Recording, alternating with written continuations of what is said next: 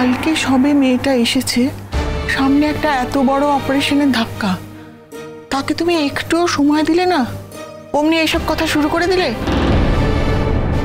হ্যাঁ, তুমি 4 জনের ফ্যামিলিতে এসেছিলে, কিন্তু আমরা তো তখনও কেউ বলিনি যে আমরা কোনোদিনও 4 জন থেকে 5 জন বা 6 জন হব না।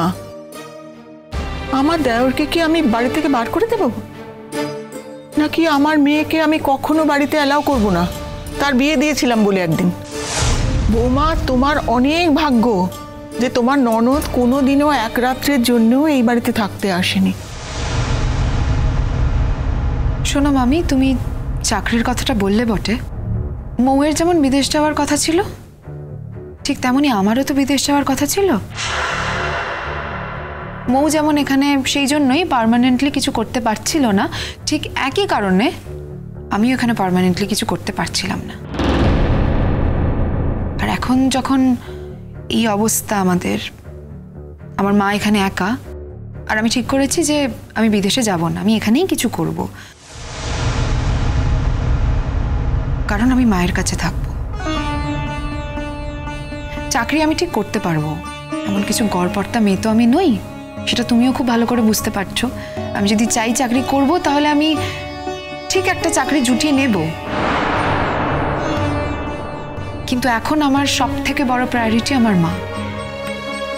আগে আমার মায়ের এই ধাক্কাটা মিটুক, তারপর আমি ঠিক চাকরি খুঁজে নেব। তবে এই কদিন যদি আমাদের খাওয়া দাওয়ার খরচা তুমি কন্ট্রিবিউট করতে বলো এখানে, তাহলে আমি। খবরদার মিঠি, তুই কিন্তু তোর সীমা ছাড়িয়ে গিয়ে কথা বলছিস। ঠিকই তো বলেছে, তুমি যেরকম বলেছো তার উত্তর তো এমনটাই হওয়া উচিত। তবে মনে রেখো, ওর দাদুর পেনশন আছে, সেই টাকায় সে ওদেরকে ডাল ভাত খাওয়াতে পারবে। আর তোমার যদি রান্না করতে অসুবিধা হয়, বুড়ির মা রান্না করে দেবে, তোমার কোনো সেখানে নাক গলাবার দরকার নেই, তোমাকে কিচ্ছু করতে হবে না। হ্যাঁ, সেই রকমই তো বড় বাড়ি আপনার, এক বাড়িতে 2টো রান্নাঘর। বৌদি ভাই, কাল আমাকে হসপিটালে ভর্তি হতে হবে। তুমি চাইলেও আমি এখন এই বাড়ি ছেড়ে চলে যেতে পারবো না। আমাকে হসপিটালের ধাক্কাটা সামলাতে দাও, আর ততক্ষণে দিদিভাইও একটা বাড়ি খুঁজে নেবে, তখন আমরা ওই বাড়িতেই শিফট করে যাব। তুমি বিশ্বাস করো বৌদি, তোমরা যাতে ঝামেলায় না পারো, আমি কিন্তু সেই চেষ্টাই করব। দেখো বুড়ি, তোমাদের সাবধান করতেই আমি এই কথাগুলো বলছিলাম। বলাই বাহুল্য, নতুনদা তো তোমাদের একটা সাংঘাতিক ভরসার জায়গা ছিল, কিন্তু সেই ভরসার জায়গাটা যে আসলে শূন্য, সেটাই আমি একটু চোখে আঙুল দিয়ে দেখিয়ে দিতে চেয়েছিলাম।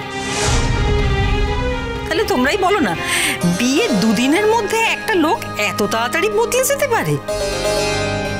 বিয়ের পরেও তো কত কিছু বলেছে না, যে আমি এটা মানি না, ওটা মানি না। ভদ্রলোকই তো দেখছি কথারই কোনো ঠিক নেই। শোন বুড়ি, অন্য বাড়ির লোককে নিয়ে কথা বলে সময় নষ্ট করে এখন কোনো লাভ নেই। আমি তো বললাম আমি নিজে কাল ছুটি নিচ্ছি। আরে না রে দাদা ভাই, তোকে ছুটি টুটি কিচ্ছু নিতে হবে। আরে বলছি শোন, বাবিল থাকবে তো, ওরা সামলে নেবে সবটা। চিরসখা সোম থেকে রবি প্রতিদিন রাত 9টায় স্টার জলসায় ও জিও হটস্টারে।